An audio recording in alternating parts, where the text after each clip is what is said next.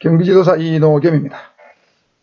이번에는 지금 형사소송법 세 번째 요약 시간입니다. 한번 살펴보겠습니다. 자, 먼저 검사입니다. 검사. 여러분, 검사는 여러분 다 알죠? 현 정부에서 이 검찰 개혁을 하기 위해서 굉장히 검찰 많이 이제 손을 본 적이 있죠. 자, 일단 검사는, 검사의 성격을 따져보면 준사법기관이에요.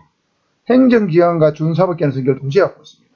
예를 들어 행정기관이라는 뜻은 법무부 소속의 공무원이죠. 법무부는 행정부 소속이니까 행정기관이에요. 검사도 역시. 근데 준사법기관이라는 말은 무슨 말이냐면, 검사는 행정기관 소속에 있으면서도 하는 일을 살펴보면 수사 업무하죠. 그 다음에 공소제기하죠. 공소제기 후에 재판의 당사자로서 소송의 진행, 재판의 진행에 깊이 개입하죠. 그 다음에 형의 집행의 지휘자입니다. 형 집행의 지휘자죠. 그러니까 이게 재판 업무에 깊이 개입하기 때문에 법원이 사법기관인데 법원이 아니면서 법원과 약간 유사한 역할을 하는 측면이 있다는 거죠. 그래서 준사법기관을 부릅니다. 그 다음에 단독제 관청입니다. 이 관청이라는 것은 행정기관이 자기의 의사를 독자적으로 결정해서 외부에 표시할 수 있는 권한을 가진 기관을 관청이라고 불러요. 관청 또는 행정청 이렇게 부릅니다. 행정법에 나온 용어죠. 검사 한 사람이 단독 관청입니다. 그러니까 전국에는 검사가 1000명이라고 가정하면 1000명이 전부 관청입니다. 검사 개인이 국가 의사를 결정해서 외부에 공짜로 표현할 권한을 가졌어요. 그러니까 검사는 상당히 어떤 독립관청이다 이렇게 보시면 되겠습니다. 경찰 같으면 경찰서장, 지방경찰청장, 경찰청장, 경찰대학장 이런 사람들만 관청이요. 경찰서 과장, 지방경찰청의 과장 이런 사람들은 관청이 아니에요. 그러니까 검사는 이런 점에서 상당히 독립적 지위를 보장받고 있다 보셔야 되고, 소송법상으로 살펴보면 수사의 주체입니다. 독자적 수사 개시권이 있고 수사를 진행할 수 있고 수사를 종결할 권한을 갖고 있어요. 그 다음에 공소권의 주체입니다. 대한민국의 유일의 사실은 소추기관을 볼 수 있죠. 직결심판을 제외한 나머지 모든 사건에 있어서 공소제기는 검사만이 할 수 있습니다. 기소독점주의에 있어. 그 다음에 제기한 공소에 대해서 공소를 취소할 수 있습니다. 여러분, 공소 취소는 좀 생소한 용어인데 공소를 제기한 이후에 중대한 사정 변경이 생기면 공소를 취소할 수 있습니다. 그러면 공소 제기가 없었던 것처럼 되는 거죠. 예를 들면 공소 제기 후에 피고인이 있었는데 그 피고인이 진범이 아니고 진짜 진범이 잡혔다. 그러면 공소 제기된 피고인에 대해서 공소를 취소해야 되겠죠. 이것도 검사의 권한입니다. 공소 제기권, 공소 취소권. 그 다음에 수사를 해보고 혐의가 없거나 증거가 불충분하거나 공소를 제기할 수 있는 여건이 안 되면 불기소를 할 수 있는 불기소 처분권도 갖고 있습니다. 광범위한 권한을 갖고 있죠. 수사권과 공소권의 주체다. 그 다음에 재판의 당사자라고 했죠. 형사소송에서는 검사와 피고인이 당사자라고 얘기했습니다. 그 다음 행집행의 지휘자입니다. 자, 요게 좀 주의해야 되는데, 예를 들면 징역, 금고, 벌금형에 선고하게 되면 판사가 선고를 하죠. 그 집행 지휘는 검사만이 할 수 있습니다. 여러분, 교도소장이 아니에요. 형의 집행 지휘를 하고 교도소에 예를 들면 징역형이나 금고형 판사이 들어가게 되면 거기서 그 수용자를 관리 감독하는 사람은 교도소장이지만 그 교도소에 집어넣는 권한, 이거는 검사의 권한입니다. 아시겠죠? 형집행 지휘자입니다. 단 구류는 경찰서장이 유창에 집어넣기 때문에 경찰서장이 집행 지휘자입니다. 자, 검사의 소송법상 지휘, 수사 주체, 공소권의 주체, 재판의 당사자, 형집행의 지휘자. 네 가지 알아두셔야 되죠. 객관식은 꼭 3개, 4개 나온 걸 잘 알아두셔야 됩니다. 그 다음에 이거 시험에 잘 나올 겁니다. 검사의 불기소 처분의 종류. 여러 가지가 있죠. 혐의 없음, 제한됨, 공소권 없음. 기소유예, 공소보류, 기중지, 참고인중지. 실무에서는 많이 쓰는 거예요. 실무에서 안 쓰는 것은 거의 공소보류. 요거는 거의 안 쓰고, 그 다음에 참고인중지, 요거는 어쩌다 한번 씁니다. 나머지는 굉장히 많이 일어나는 거예요. 공소보류는 국가보안법 위반 피의자에 대해서 공소를 제기할 수 있는 여건이 됨에도 불구하고 2년간 공소를 제기하지 않는 거예요. 그 2년은 무사히 지나면 공소 제기가 없었던 걸로 봐주는 거. 이것이 바로 공소보류 제도입니다. 자, 그래서 불기처분은 여러분 시험에 잘 나오기 때문에 잘 보셔야 됩니다. 불기처분의 종류와 그 사유를 잘 알아야 됩니다. 자, 혐의 없음 불기처분은 뭐냐면 조사를 해봤는데 수사를 해봤는데 증거가 불충분하거나 구속 요건에 자체에 해당 안 된다. 그러면 혐의 없음 처분합니다.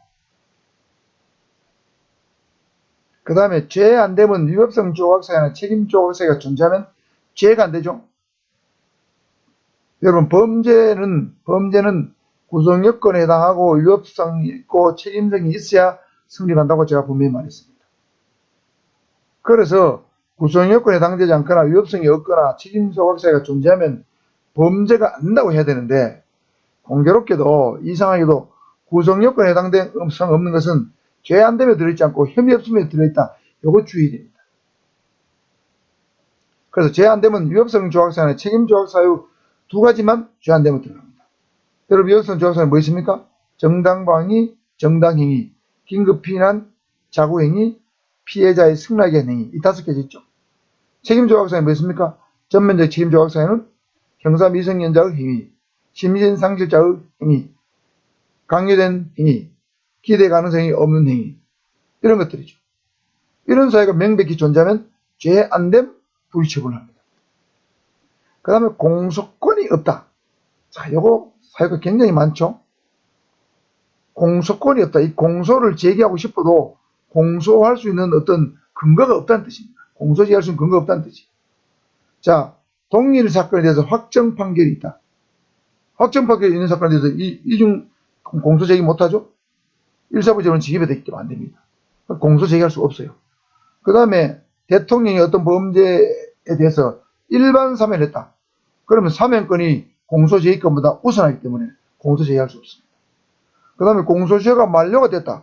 공소 제기할 시점에 보니까 사기죄의 공소시효가 어제 날짜로 10년 만료가 됐다. 그럼 공소 제기 못해요. 강제를 할 수 없는 거예요. 그 다음에 어떤 법률의 변경으로 형이 폐지됐다. 간통죄 혐의자를 수사하고 있었는데 공소 제기를 내일 하려고 하는데 오늘 헌법재판소에서 간통죄가 폐지됐다. 그러면 공소 제기 못하는 거죠. 그러면 공소권 없음으로 불기소 처분해야 돼요. 그래서 이 공소권 없음 사유 중에 여기 확사시패, 자, 두 문자로 외웁니다. 확사시패는 공소 제기 전에는 공소권 없음 사유가 되고 공소 제기 후에 만일에 이 확사시패란 4가지 사유가 존재한다면 나중에 배우겠지만 면소 판결의 사유가 됩니다. 면소는 공소 제기를 면한다는 뜻이죠. 공소권 없음하고 사실은 효과가 비슷한 거예요. 이미 공소가 제기됐기 때문에 공소권 없으면 못하고 면소, 공소 제기를 면해주는 그런 면소 판결 사유가 됩니다. 확사시패. 그 다음에 친고죄의 고소가 존재하지 않거나 반의사 불벌죄에서 처벌 의사가 철회되게 되면 역시 공소 제기할 수 없습니다. 친고죄나 반의사 불벌죄의 특성이 그렇죠? 그래서 친고죄의 고소와 반의사 불벌죄의 처벌의 의사는 소송 조건이라 불러요. 다시 말해서 공소 제기의 조건입니다. 그래서 친고죄는 공소 제기할 시점에 고소가 있어야 되고 반의사 불벌죄는 공소 제기 시점에 처벌 의사가 존재해야만 공소를 제기할 수 있는 소송 조건인데 그 소송 조건이 없으면 공소권 없음으로 불기소 처분해야 된다는 뜻입니다. 말은 들었지만 이해는 단디 하셨죠? 야무지게 하셨죠? 그 다음에 형의 면제 사유가 존재한다. 예를 들면 친족, 상도례, 친족 간의 7가지 범죄에 대해서는 여러분 형을 면제한다고 그랬죠? 그러면 공소권 없음 처분이 됩니다. 그 다음 피의자가 사망했다. 수사 도중에 내일 공소 제기하려고 하는데 피의자가 자살했다. 공소 제기 전에. 그러면 공소권 없음으로 끝내는 겁니다. 노무현 전 대통령도 검찰의 수사를 그 누락 600만 원 시계 사건 때문에 수사를 받다가 그 바위에서 뛰어내가지고 자살을 했죠. 그래서 그 당시에 검찰은 공소권 없음 불기처분을 했습니다. 아시겠죠? 자, 그 다음 기소위원회 잘 알아두셔야 되는데 범죄 혐의는 존재합니다.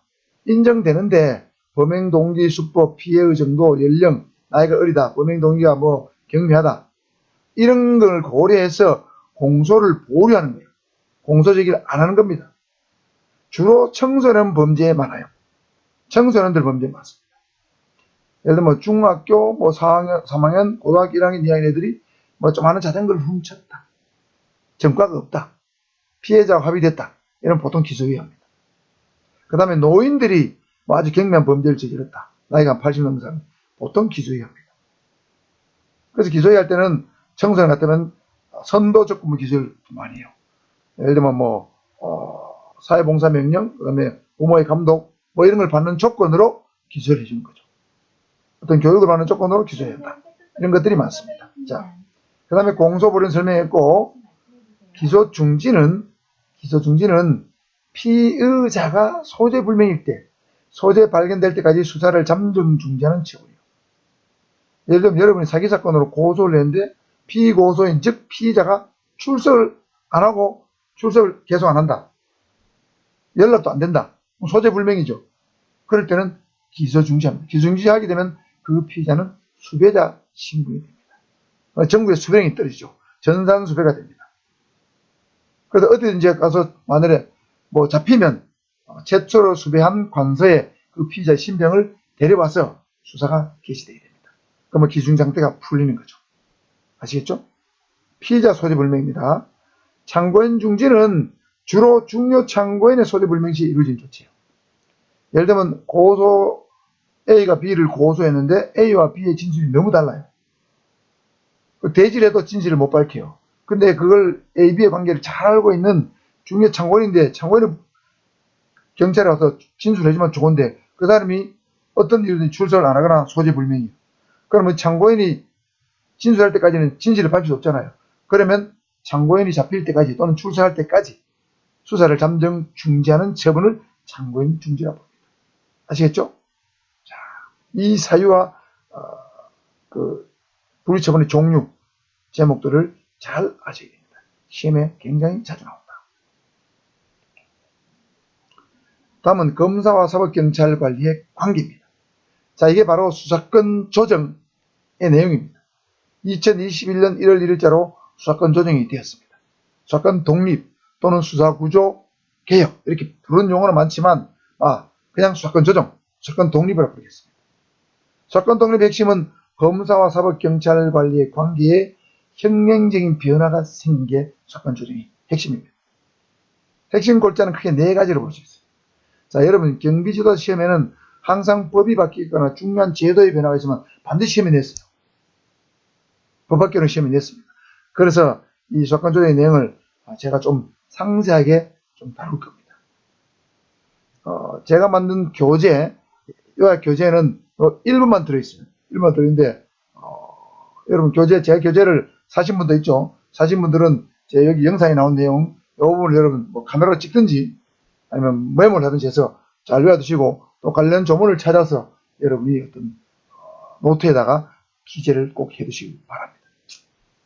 첫째, 검사와 사법경찰관리의 관계가 기존의 상명하복 관계에서 요 날짜로 상호협력 관계로 바뀌었습니다. 그래서 검사는 사법경찰관리에 대해서 수사지휘권을 갖고 있었는데 수사지휘권은 폐지되었습니다. 그러니까 검사는 사법경찰관리를 지휘할 수가 없습니다. 상호협력이 된다는 뜻이죠. 중요한 겁니다. 두 번째는 검사는 검사만의 수사청결권을 갖는다고 되어 있었는데 일반 사법경찰관도 수사청결권을 갖는 걸로 변경되었습니다. 수사청결권은 예를 들어 수사를 한 다음에 검찰에 송치해서 검사만이 수사를 종결할 수 있는데 수사를 종결해야 하면 여러분 기소를 하든가 불기소를 했는데 경찰이 수사를 해보고 이거는 검찰에 송치할 필요가 없다. 보낼 필요가 없을 때는 송치를 안 하는 거예요. 그걸 불송치 결정이라고 합니다. 불송치 결정을 하게 되면 수사종결되는 거예요. 불송치 결정권이나 수사종결권이나 사실은 같다고 봐야 됩니다. 그러나 검사는 수사종결권, 사법경찰관은 수사종결권 또는 불송치 결정권을 갖는다. 이렇게 이해하시면 됩니다. 그 다음에 검사는 송치 사건의 공소제기 여부 결정 또는 공소유지에 필요한 경우에 사법경찰관에게 보완 수사를 요구할 수 있다. 즉 보완 수사 요건이 생겼습니다. 즉 수사지휘권이 폐지된 대신에 보완 수사 요건이 생겨서 검사가 사법경찰관을 수사한 사건 중에서 공소제기를 하려고 보니까 뭔가 조금 수사가 좀 부족해, 미진하다. 그럴 때는 이런 부분을 더 수사를 해주세요 하고 요구할 수 있는 권리, 지위가 아닌 요구할 수 있는 권리, 이런 권리가 생긴다는 거죠. 자, 큰 틀에서 보면 이 3개 내지 4개가 중요한 변경사항인데 세부적으로 조문을 통해서 한번 살펴보겠습니다. 자, 형사소송법 195조 검사와 사법경찰관은 수사, 공소 제기 및 공소 유지에 관하여 서로 협력하여야 한다. 자, 여러분 수사에서 협력하는 건 당연한데 공소 제기할 때도 협력해야 돼요. 왜? 공소 제기하기 전에 방금 얘기한 것처럼 수사가 좀 부족한 부분이 있으면 공소 제기를 해서 수사를 요구할 수 있죠. 보완서를 요구할 수 있죠. 그 다음에 공소 유지는 뭐냐면 공소 제기 이후에 재판을 과정을 지켜보니까 검사가 뭔가 좀 수사가 좀 부족해. 그럼 사법경찰한테 뭔가 보완서를 요구할 필요가 있어. 이럴 때 사법경찰과 검사는 서로 협력해야 되겠죠. 그러니까 공소 제기 이후에도 공소 유지 단계에서도 수사를 할 수 있느냐, 수사를 할 수 있다고 보는 것이 일반적인 견해입니다. 나중에 배울 거예요. 공소 제기 후에도 수사가 가능하다. 이것이 다수설과 판례의 입장입니다. 그래서 서로 협력해야 되는 거예요. 그래서 공소유지가 들은 겁니다. 196조 검사는 범죄 혐의가 있다고 사료되는 때에는 범인 범죄 사실과 증거를 수사한다. 요겁니다. 옛날에 196조에는 1954년도에 대한민국 형사법이 처음 만들어졌는데 그때 196조에는 검사는 사법경찰관리, 경무관, 총경, 경정, 경감, 경위, 또 사법경찰관에 대해서 수사 지휘를 한다고 되어 있어요. 196조가 바로 수사 지휘권에 관한 규정인데 그것이 이렇게 바뀌었습니다. 그냥 수사를 한다. 검사는 수사한다. 이렇게 되어 있어요. 197조입니다. 경무관, 총경, 경정, 경감, 경위는 사법경찰관으로서 범죄 혐의가 있다고 사료되는 때는 범인 범죄 사실과 증거를 수사한다. 자, 요 경무관, 총경, 경정, 경감, 경위가 바로 일반 사법경찰관입니다. 독자적 수사 개시권을 197조 1항에서 명시하고 있습니다. 그래서 이 검사와 사법경찰관은 상명하복관계가 아니고 상호 협력관계라는 뜻이 되겠습니다. 191조 의입니다. 보완서 요구권이죠. 검사는 사법경찰관에게 보완서를 요구할 수 있다. 공소 제기 여부 결정 또는 공소유지에 관하여 필요한 경우, 또 사법경찰관이 신청한 영장의 청구 여부 결정에 관하여 필요한 경우, 영장을 청구하다 보니까 뭔가 좀 부족해요. 그럼 보완서 요구할 수 있겠죠. 이건 너무나 당연한 겁니다. 2항 사법경찰은 1항을 요구하는 때는 정당한 이유가 난 이를 이행하고 그 결과를 검사에게 통보해야 된다. 보완수사 요구가 있으면 이행하고 통보할 의무가 있습니다. 3항 검찰청장 또는 각급 검찰청 검사장은 사법경찰관이 정당한 이유 없이 1항의 요구에 따르지 아니한 때는 권한 있는 사람에게 해당 사법경찰관은 직무배제 또는 징계를 요구할 수 있다. 자, 직무배제나 징계 요구권입니다. 요구권자가 누굽니까? 검찰청장 또는 총장 또는 검사장입니다. 종전에는 검사의 수사 지휘에 따르지 않을 경우에 검사가 채임 요구권도 있고 징계 요구권도 있었어요. 채임 요구권은 그 사람을 A를 B로 바꾸라 하는 거예요. 경정 이하의 채임 요구권이 있었는데 그거 폐지됐습니다.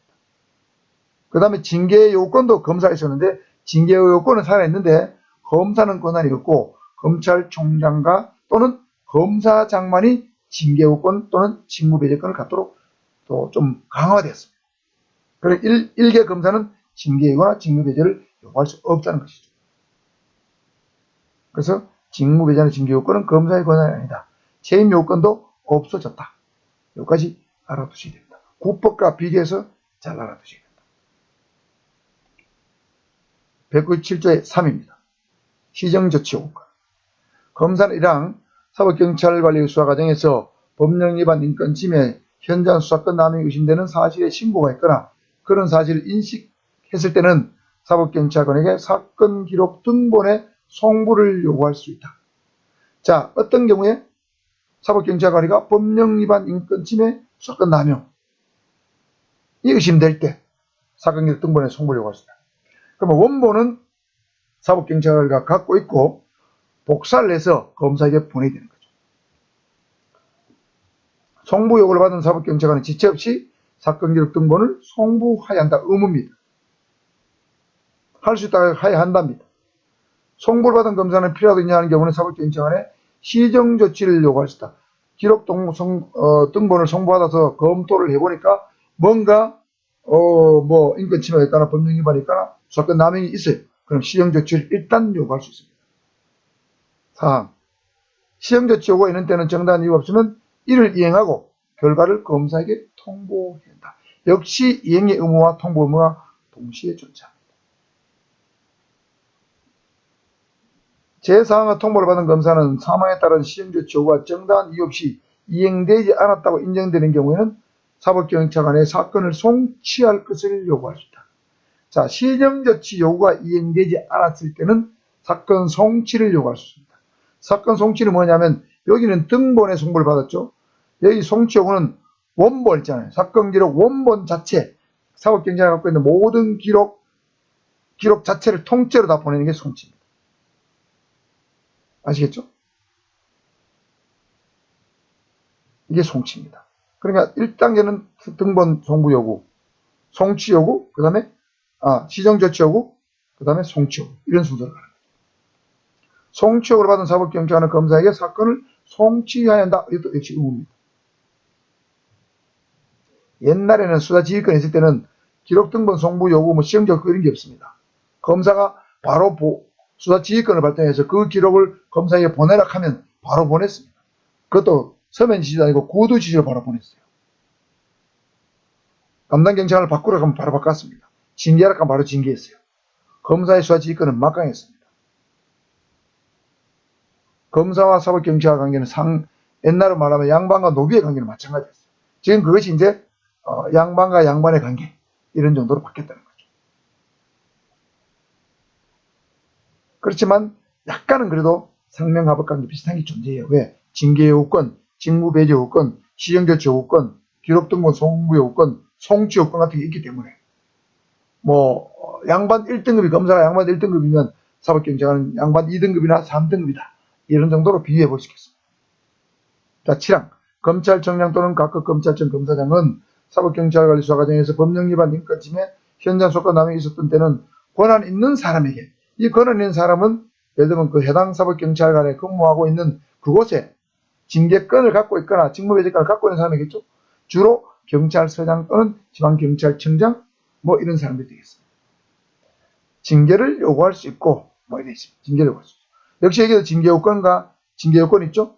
검사장 또는 검찰총장입니다. 여기는 직무배제 요건이 없습니다. 법령 위반, 인권 침해, 현장 수사권 남용이 있을 때는 징계 요건만 있습니다. 직무배제 요건 없죠. 자, 여기 보완수사 요구를 불응할 때는 직무배제 징계 요건 두 개 더 들어있죠. 그런데 시정조치 요구, 그 다음에 사건 기록 송부 요구, 송치 요구, 요거와 관련된 법령 위반, 인권 침해, 현장 수사권 남용, 법령 위반, 인권 침해, 현장 수사권 남용의 경우에는 징계 요건밖에 없습니다. 직무배제권이 없죠. 요것도 여러분 같이 구분을 해둬야 됩니다. 보완수사 요건은 직무배제 요건도 들어있다. 조금 다르죠?